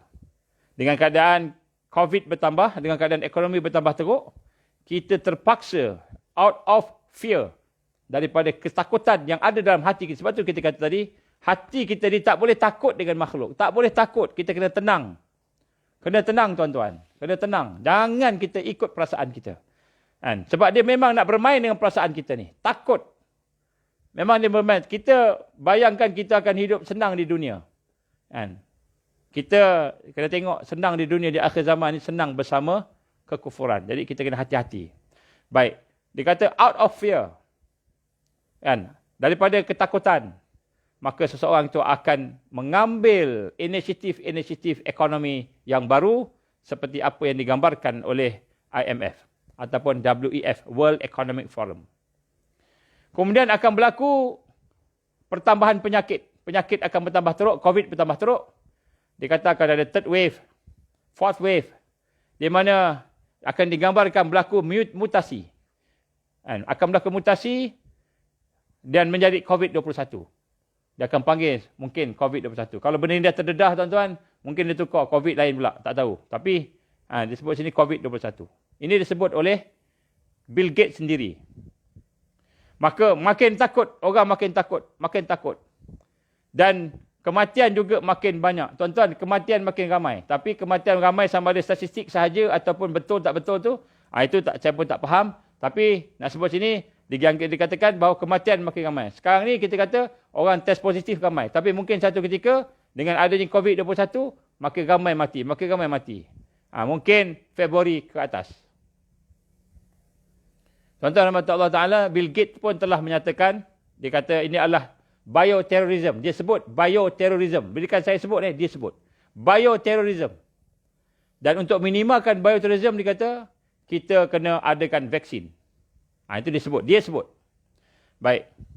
Dan di sinilah dilihat bagaimana expected akan ada peningkatan kematian. Maka pada ketika itu mungkin akan berlaku apa yang digambar lockdown akan bertambah kuat. Sehingga akhirnya dijangka pertengahan tahun depan akan ada full lockdown. Full lockdown mungkin Mac ke atas. 2021. Ini apa yang saya petik daripada perkataan-perkataan mereka. Saya petik daripada perkataan mereka supaya kita boleh bersedialah. Kalau kita doa supaya tidak berlaku lah. Kita doa supaya tidak berlaku. Tetapi kalau berlaku, kita dah bersedia. Transitioning of individual. Okey. Manusia akan terperangkap dengan hutang, universal basic income, mungkin pada pertengahan 2021. Kan? Mungkin bulan apa? Bulan Mei, Jun ke. Kan? Orang mula dah takut hutang. Hutang dah tak boleh nak bayar. Dan sebagainya. Maka pada ketika itu, kan, Mei, Jun tu mungkin akan ada tawaran-tawaran baru daripada pihak antarabangsa. Kepada bank negara. Dia akan pergi ke bank negara dulu. Lepas bank negara akan turun ke bank-bank biasa. Bank turun ke kita. Kemudian yang lebih menakutkan tuan-tuan yang saya melihat dan saya dengar percakapan mereka itu, expected late quarter, second quarter. Second quarter ni maknanya apa? Maknanya mungkin bulan Jun, Julai ke atas. Jun, Julai ke atas. Dia kata supply chain breakdown. Supply chain breakdown. Import export akan breakdown. Inventory shortages. Akan berlaku kekurangan dari sudut makanan. Kekurangan dari sudut expected late. Kita kata quarter second quarter maknanya Jun, Julai ke atas. 2021. Kemudian akan berlaku pergerakan tentera. Bahkan banyaklah untuk kita kata metropolitan area, kawasan bandar-bandar.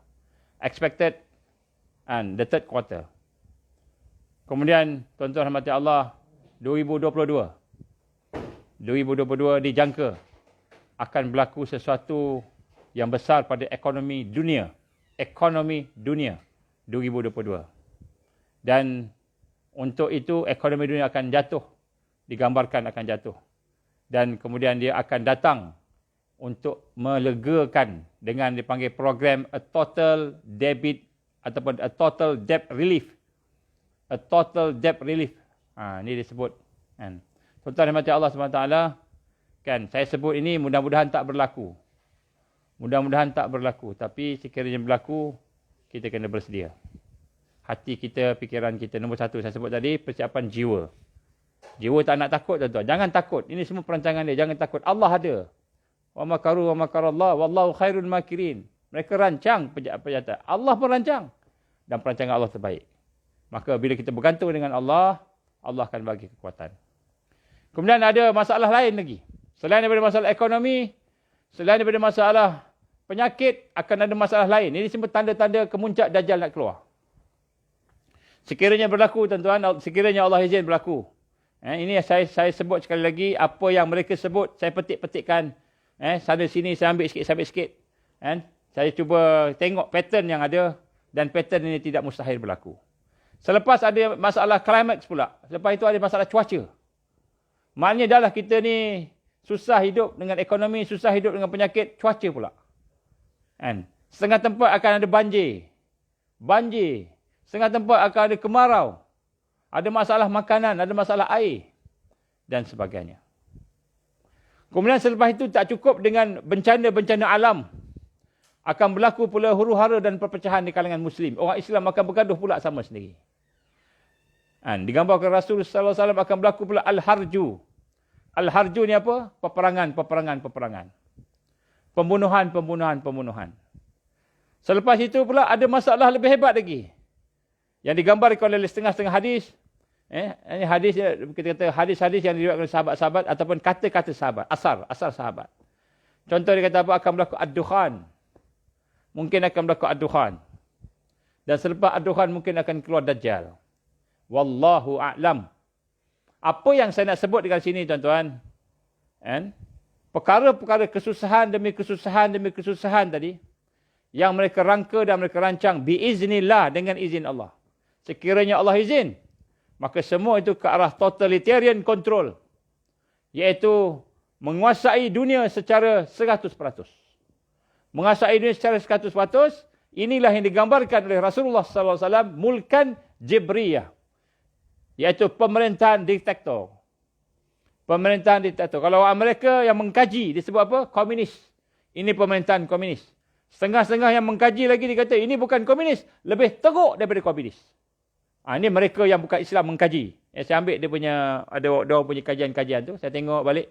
Dia menghurai. Dia kata, ini ke arah total tyranny, dia kata. Total tyranny. Kezaliman yang total. Dia kata macam komunis, tetapi yang setengah pula kata lebih teruk daripada komunis. Tapi kita faham, sebenarnya Rasul sallallahu alaihi wasallam dah sebut, ia sebenarnya adalah merupakan perancangan Al-Masih Dajjal. Biiznillah, dengan izin Allah. Jangan kita takut. Dengan izin Allah. Tuan-tuan rahmat Allah SWT, sebab itulah saya sebut daripada awal-awal tadi.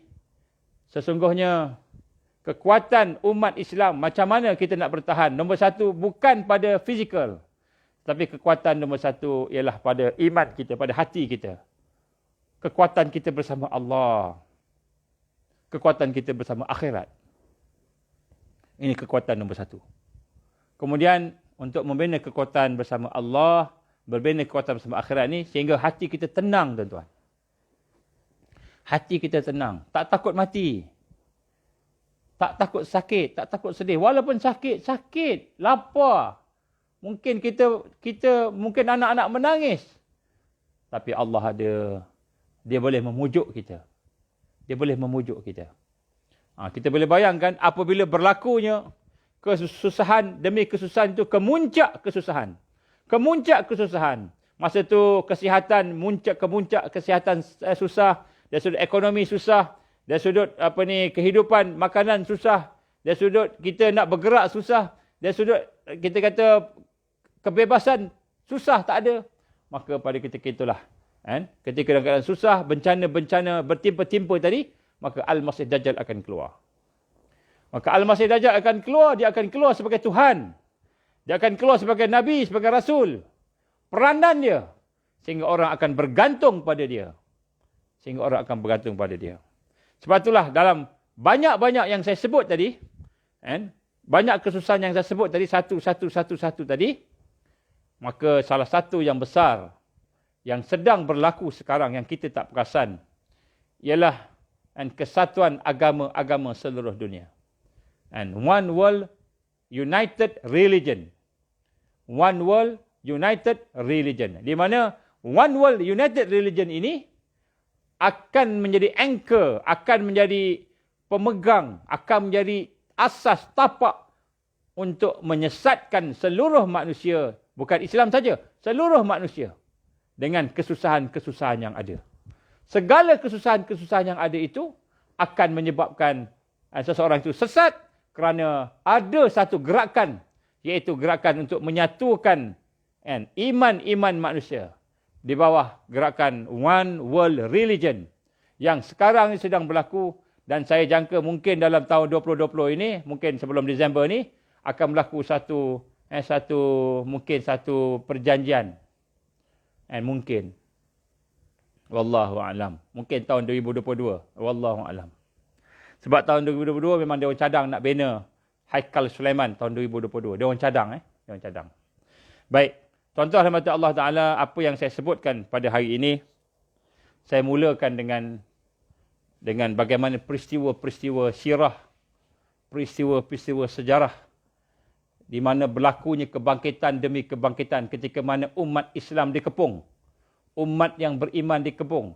Sama ada peristiwa itu ketika berlaku di zaman Nabi Musa AS, ataupun ketika berlaku di zaman Nabi Daud AS, Nabi Daud AS, ataupun ketika zaman Nabi Isa, iaitu peristiwa Ashabul Ukhdud. Ashabul Ukhdud itu pengikut-pengikut Isa yang berlaku pada satu tempat, yang di kawasan Middle East. Jadi kita lihat setiap kali berlakunya kesusahan demi kesusahan demi kesusahan, termasuk Ashabul Kahfi. Kesusahan demi kesusahan tadi, semua itu apa yang menyelamatkan mereka semua. Apa yang menyelamatkan mereka yang berada dalam keadaan kesusahan tadi ialah al-imanu billah, beriman pada Allah. Yakin pada Allah. Dekat dengan Allah, kenal Allah, dekat Allah, sayang pada Allah Subhanahu wa taala. Dan kemudian yang kedua ialah al-imanu bil akhirah. Kita beriman kepada akhirat. Kita yakin dengan janji Allah. Hari ni aku lapar, hari ni aku sakit, hari ni aku tak ada duit, hari ni aku dalam keadaan susah, menderita, hari ni dalam keadaan payah, dalam keadaan ditekan, dalam keadaan macam-macam. Tetapi Allah janji, redha dia kalau aku sabar. Kalau aku redha Allah, Allah redha aku. Allah janji syurga dia kalau aku sabar. Kalau aku redha, Allah janji syurga dia. Maka orang yang berada dalam keadaan ditekan, orang beriman yang dikepung tadi, sampai dibakar. Dibakar dalam peristiwa parit api. Kalau kita tengok dalam cerita Ashabul Ukhdud, Maka setelah satu negara tu, rakyat dia beriman, mereka dicampakkan dalam parit api. Maknanya dia buat satu parit, dia tahu api yang banyak, yang besar, dan kemudian seorang-seorang dicampak. Kalau kamu tidak beriman dengan raja sebagai Tuhan, maka kamu akan dicampak. Kalau kamu ikut Tuhan Ghulam, iaitu Allah, maka kamu akan dicampak. Semua dicampak, seorang, semua dibunuh. Dan semua sanggup berdepan dengan kesusahan. Kenapa? Kerana al-imanu billah, keiman kepada Allah telah menyentuh hati mereka. Telah menyentuh pemikiran mereka. Sehinggalah sampai kepada satu kisah, ketika Ashabul Ukhdud itu seorang ibu. Seorang ibu dokong anak, bayi. Maka ketika nak dicampak, dia tak apa nak campak, tapi dia kesian tengok anak dia. Aku mati tak apa, tapi anak aku ni kesian, sayang ke anak. Maka dia teragak-agak nak terjun, tak nak terjun. Teragak-agak.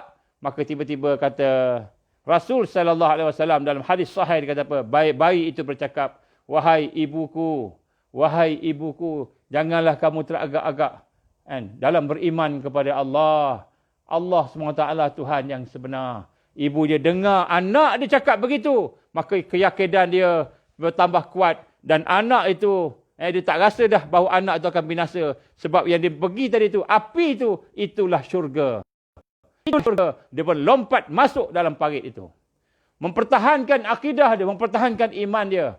Bagaimana kata Rasul sallallahu alaihi wasallam, di akhir zaman nanti Al-Masih Dajjal akan bawa dua sungai. Yang satu sungai air yang kelihatan jernih, yang kelihatan menyegarkan, menyihatkan. Yang satu lagi sungai yang penuh dengan api, yang penuh dengan kesengsaraan. Maka orang beriman akan pergi kepada sungai api. Kerana kata Rasul, yang api itulah syurga, yang air itulah neraka Allah, yang panas, yang hebat azab dia di sisi Allah Subhanahu wa taala. Tapi macam mana kita nak bangkit? Macam mana kita nak bersama dengan kebenaran Allah? Kita kena kembali kepada Quran, kena kembali kepada tarbiyah Rasulullah sallallahu alaihi wasallam. Insya-Allah tuan-tuan dan puan-puan, kita akan sambung pada masa akan datang. Insya-Allah kita akan sentuh lagi bagaimana cara kita nak membina kekuatan kita sebagai solusi di akhir zaman untuk membina draft kebangkitan. Perancangan kebangkitan di akhir zaman. Tetapi pada malam ini saya dedahkan kepada tuan-tuan sebahagian daripada perkara-perkara yang mereka cakap akan berlaku. Jadi saya cuma sampaikan supaya mudah-mudahan, bukan nak menakutkan tuan-tuan. Saya tidak berniat untuk menakutkan siapa-siapa. Tetapi saya nak sebutkan di sini, apa yang kita sampaikan ini adalah apa yang mereka cakap. Dan sebenarnya apa yang mereka cakap ni, apa yang Rasul sallallahu alaihi wasallam telah pun cakap 1400 tahun yang lalu. Banyak ada hadis-hadis Nabi yang cerita tentang keadaan hari ini. Maka apabila kita mendengar perkara-perkara yang berlaku ini, maka kita kata yakin sebab Rasulullah SAW pernah cakap sebelum ni. Maka bila Rasulullah SAW cakap, sudah tentulah perkara ini benar. Kalau perkara ini benar, tentulah Allah itu maha benar. Dan keselamatan, keamanan, kesejahteraan bersama dengan Allah. Bersama dengan Islam. Maka ketika itu hati kita akan tenang. Hati kita tenang, tenang. Macam orang nak operate lah. Macam orang nak beranak. Sakit beranak. Tapi dia tahu beranak tu kena. Sebab kalau baby tak keluar, selagi itu sakit tak hilang. Begitulah tuan-tuan. Selagi kita tak berdepan dengan sakaratul maut, kematian. Selagi tak berdepan dengan kesusahan. Selagi itu kita tak akan bertemu dengan redha Allah. Selagi itu kita tak akan bertemu dengan kebahagiaan syurga Allah. Nak dapat syurga Allah, kita kena tempuh api Dajjal. Nak dapat syurga Allah, kita kena tempuh sakit, lapar, penyakit-penyakit yang menakutkan, perkara yang menyebabkan gelisah. Sebelum kita jumpa syurga Allah, kita akan berjumpa dengan perkara-perkara yang mungkin menyusahkan hidup kita. Tadi kita berdoa kepada Allah Subhanahu Wa Taala supaya yang pertama sekali perkara itu tidak berlaku. Dan kedua, kalaulah Allah izin berlaku, maka kita doa supaya kita mempunyai kekuatan untuk berhadapan dengan iman, berhadapan dengan kekuatan takwa, dengan Islam yang kita pegang, genggam, sebagaimana Rasul sallallahu alaihi wasallam gambarkan, genggam bagaikan bara. Kita genggam walaupun terbakar tangan kita, tetap kita bersama Islam. Itulah insya-Allah sikit sebanyak pada malam ini. Insya-Allah kita akan sambung lagi tentang solusi, kita akan bincang tentang perancangan-perancangan dan sebagainya. Nak duduk kat rumah macam mana, nak duduk keluar daripada rumah kampung-kampung ke apa ke, kita akan bincang insya-Allah. Lepas daripada ni, bagaimana kita nak menyelesaikan permasalahan kita berhadapan dengan ujian-ujian dan fitnah akhir zaman. Kita tangguh dengan kita baca doa rabithah insya-Allah. Kita bayangkan wajah anak-anak kita, saudara-saudara kita, kita bayangkan kawan-kawan kita. InsyaAllah mudah-mudahan termasuk dalam doa ni insyaAllah. Allahumma salli ala sayyidina Muhammad wa ala alihi wa sahbihi wa baraka wa sallam. A'udzubillahi samil alim minasyaitonir rajim. Bismillahirrahmanirrahim. Alhamdulillah rabbil alamin. Wassalatu wassalamu ala asyrafil anbiya'i wal mursalin wa ala alihi wa sahbihi ajma'in. Allahumma innaka ta'lam anna hadhihi al-qulub qad istama'at ala mahabbatik wa altaqat ala ta'atik wa tawahadat ala da'watik وتعاهدت على نصرة شريعتك فواثق اللهم رابطتها وأدمتها وهدها سبولها واملأها بنورك الذي لا يخبو واشرح صدورها بفيض الإيمان بك وجميل التوكل عليك وأحيها بمعرفتك وأمتها على الشهادة في سبيلك يا الله إنك نعم المولى ونعم النصير اللهم يا مقلب القلوب ثبت قلوبنا على دينك وعلى طاعتك وعلى جهاد في سبيلك لا إله إلا أنت سبحانك إنا كنا من الظالمين اللهم انصرنا يا الله على تارك الدعوة وتارك التربية وتارك الجهاد في سبيل الله اللهم انصر الإسلام والمسلمين والمستضعفين والمجاهدين في كل مكان وفي كل زمن اللهم إنا نعوذ بك من عذاب جهنم اللهم إنا نعوذ بك من عذاب القبر اللهم إنا نعوذ بك من فتنة المحيا والممات اللهم إنا نعوذ بك من فتنة المسيح الدجال اللهم إنا نعوذ بك من المأسم والمغرم اللهم إنا نعوذ بك من أن نشرك بك شيئا نعلم ونستغفرك لما لا نعلم اللهم اجعلنا من المؤمنين اللهم اجعلنا من المؤمنين حقه اللهم اجعلنا من المتقين حقه اللهم اجعلنا من المحسنين حقه اللهم اجعلنا من المقربين اللهم اجعلنا يا الله من الواسلين اللهم اجعلنا من العارفين اللهم اجعلنا من المحبين اللهم اجعلنا يا الله من الصديقين والشهداء والصالحين اللهم اجعلنا يا الله من المهديين يا حي يا قيوم برحمتك نستغيث يا حي يا قيوم برحمتك نستغيث يا حي يا قيوم برحمتك نستغيث ربنا لا تزغ قلوبنا بعد إذ هديتنا وهب لنا من لدنك رحمة إنك أنت الوهاب ربنا هب لنا من أزواجنا وذرياتنا قرة أعين واجعلنا للمتقين إماما ربنا ظلمنا أنفسنا وإن لم تغفر لنا وترحمنا لنكونن من الخاسرين ربنا آتنا في الدنيا حسنة وفي الآخرة حسنة وقنا عذاب النار ربنا تقبل دعاءنا إنك أنت السميع العليم وتب علينا يا الله إنك أنت التواب الرحيم وصلى الله على سيدنا محمد وعلى آله وصحبه وبارك وسلم سبحان ربك رب العزة عما يصفون والسلام على المرسلين والحمد لله رب العالمين. Tuan-tuan, puan-puan, insya-Allah saya mohon tolong viralkan perkara ini, mudah-mudahan lebih ramai sahabat-sahabat saudara kita, kawan-kawan kita dapat manfaat daripada perbincangan kita pada malam ini insya-Allah. Aku li qauli hadza astaghfirullahal azim wa billahi taufiq wal hidayah. Assalamualaikum warahmatullahi wabarakatuh.